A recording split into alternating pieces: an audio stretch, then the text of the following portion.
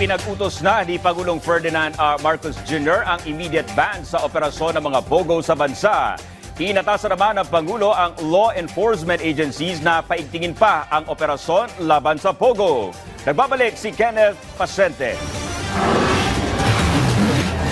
Effective today, all pogos are banned by the end of the year.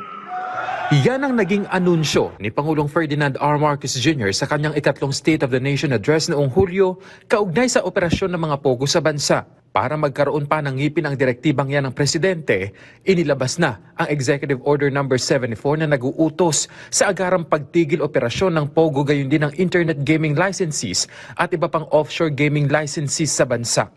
Alinsunod ito sa adhikain ng pamahalaan na protektahan ang interes ng national security, public safety, pagpapanatili ng public order at pagtataguyod ng rule of law. Lalo't batay sa pag-aaral ng Finance Department, may negatibong epekto ang pogo activities gaya ng pagtaas ng krimen, exploitation ng ilang individual na mas nagiging matimbang kaysa sa economic at social benefits na nakukuha ng bansa sa pogo industry. Sa ilalim din ng EO, bubuuin ang Technical Working Group on Employment Recovery and Reintegration para tumugon sa mga maapektuhan ng pagsasara ng pogo. Pangungunahan nito ng PAGCOR at DOLE.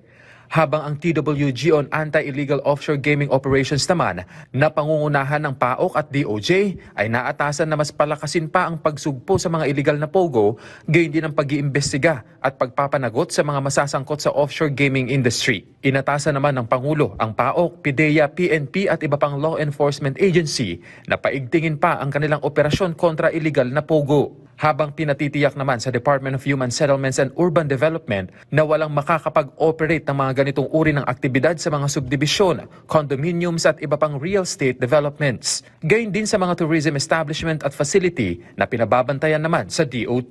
Hinikayat naman ang lahat ng ahensya ng gobyerno, maging ang mga lokal na pamahalaan at pribadong sektor na suportahan ang pagpapatupad ng naturang EO. Inatasan na rin ang PAGCOR na sumunod sa direktiba ng Pangulo kaugnay ng agarang pagbaba ng POGO at IGL sa bansa. Suportado naman ni House Speaker Martin Romualdez ang mandato ng Pangulo at iginiit na nakaangkla ang aksyong ito sa ginagawang aksyon ngayon ng Kamara na pagtalakay sa mga iligal na aktibidad na konektado sa mga POGO. Kinilala naman ni Senator Win Gatchalian ang matatag na posisyon ng Pangulo ukol sa POGO. Patunay lang daw ito sa commitment ng pamahalaan na tiyakin ang kaligtasan ng publiko.